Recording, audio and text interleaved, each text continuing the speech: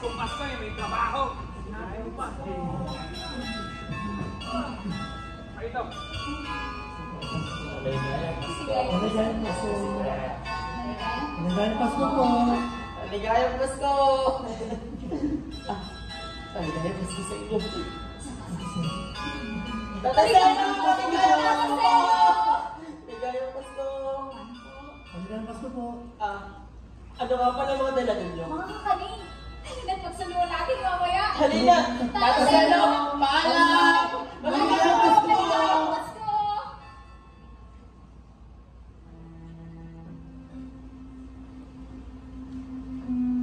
Basta na ho ang naging ninyoy ko.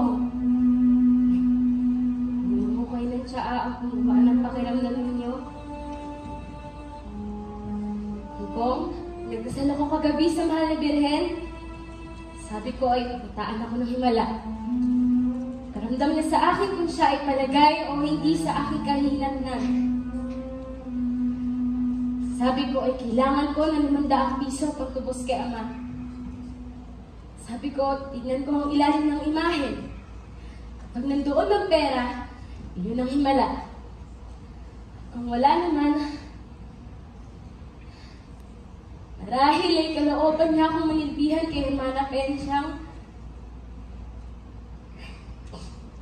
Sa bagay, tuto akong mag-Kastila.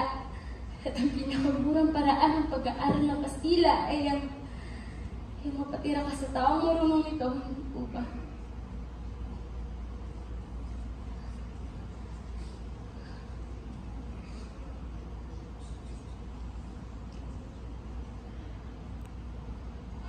Maligayang Pasko!